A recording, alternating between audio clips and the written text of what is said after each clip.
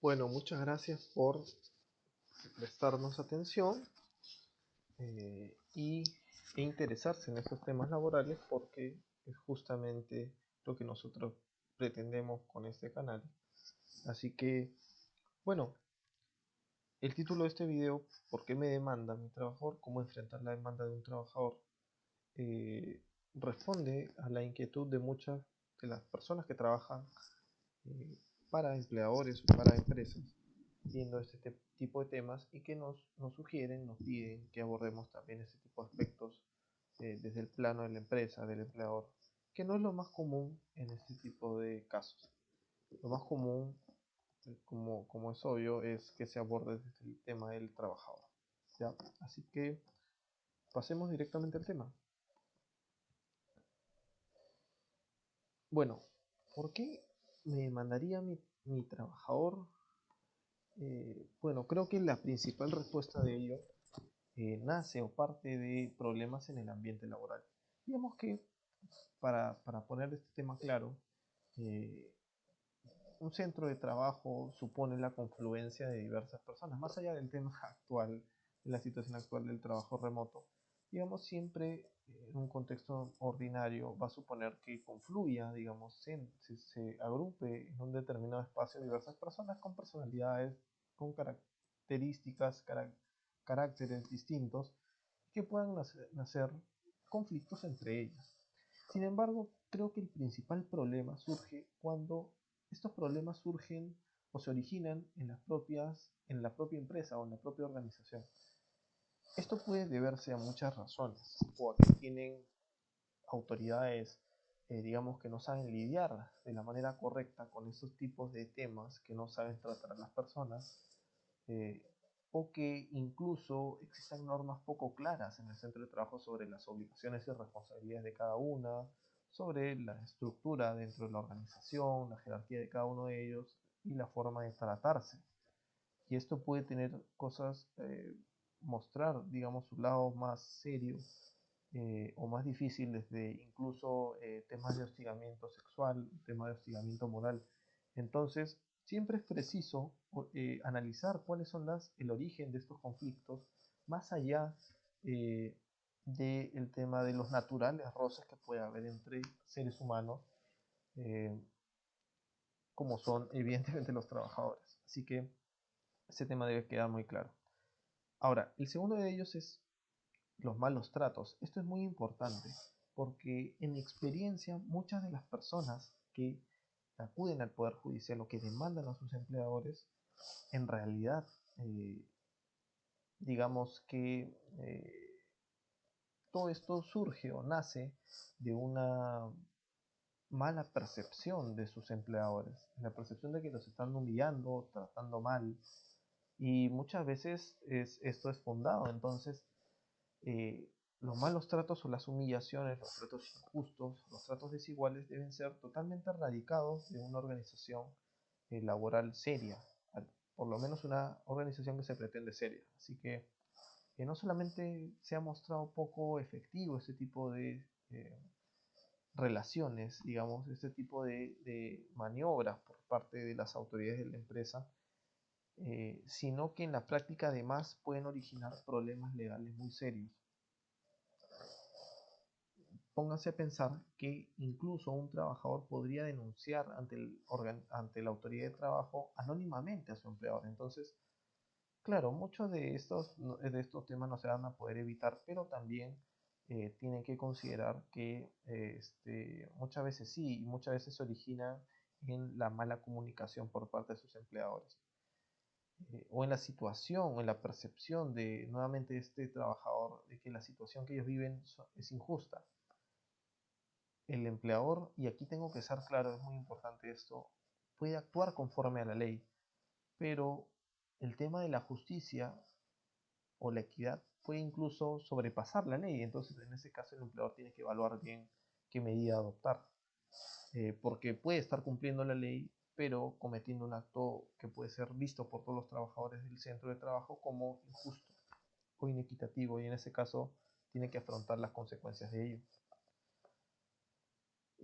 Al respecto, y algo que tienen que tener en consideración es que la marca de la empresa tiene que ser guarecida no solamente frente a consumidores, sino también frente a los propios trabajadores, no solamente desde el lado externo, sino también, sobre todo, desde el plano interno. A ver, el tema del incumplimiento de las normas laborales o el desconocimiento de las normas laborales puede partir tanto del empleador como de los trabajadores, y esto puede generar muchos conflictos. eh, que el empleador actúe incumpliendo normas laborales va a generar inmediatamente una consecuencia legal, porque cada vez los trabajadores se informan más y cada vez hay más información que les va a permitir conocer cuáles son sus derechos y saber en qué situación las empresas están incumpliendo las normas laborales. En ese caso, el due diligence, es decir, la evaluación de riesgos laborales, es sumamente crucial para los empleadores de tal manera que prevengan posibles infracciones laborales y prevengan denuncias y demandas. De igual manera, que los trabajadores conozcan las normas laborales para evitar reclamos innecesarios o no sustentados en normas legales también es algo válido. El empleador tiene que procurar ello también, de tal manera que los trabajadores, y esto es algo que ocurre mucho en la práctica, conozcan cuáles son los beneficios de la microempresa o conozcan cómo se sigue un procedimiento de despido. Algunos trabajadores piensan que, por ejemplo, que las madres gestantes o los afiliados a un sindicato no pueden ser despedidos y obran en esa creencia que no es correcta, no al menos planteada de esa manera. Así que les estoy poniendo ejemplos de este tipo de situaciones, ¿no? Ahora pasemos al la segunda parte de este video, que es el tema de ya un poco más procedimental, ¿no? Eh, en primer lugar, tiene que analizarse la situación. ¿Qué es lo que me está demandando? ¿Quién me está demandando? ¿Por qué me está demandando? ¿Y ante quién me está demandando? ¿Ya?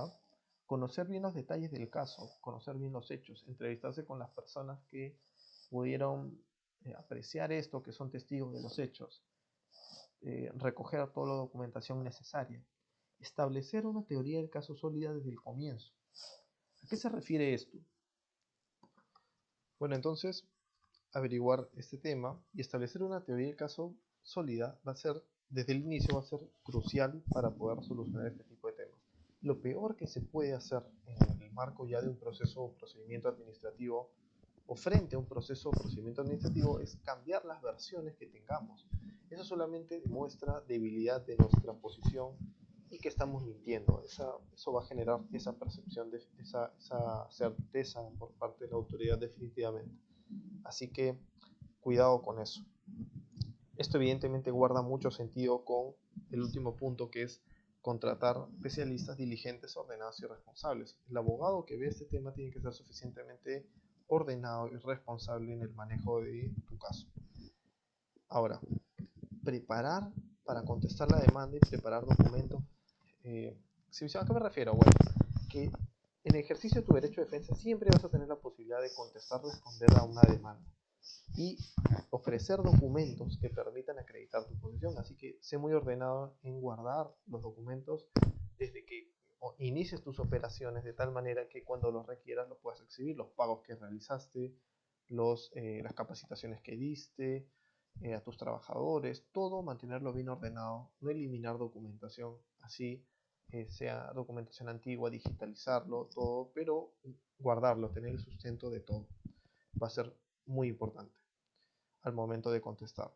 Ahora, un tema final es el tema de los métodos, digamos, alternativos para resolver un conflicto.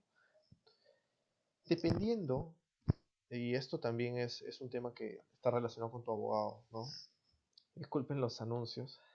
eh, Disculpen los anuncios. Entonces, cuando tú tengas la certeza de los hechos y de lo que ha ocurrido, eh, quien vea todo el panorama de hechos, medios de prueba y de normas legales relativas a tu caso va a poder analizar y darte una respuesta efectiva de cuán probable es que tú salgas airoso de la demanda o si en efecto tienes responsabilidad en los hechos y por tanto te van a, eh, digamos, te van a imponer una sanción o la otra parte va a ganar, para decirlo de otra manera. Entonces, en esos casos tú tienes que analizar siempre la posibilidad de conciliar o de transigir o de arreglar el tema con el trabajador demandante de la manera más inteligente que se pueda y para evitarte futuros perjuicios. Incluso ahora, aún teniendo la razón en el caso, puedes tener complicaciones del plano reputacional en algunos temas, así que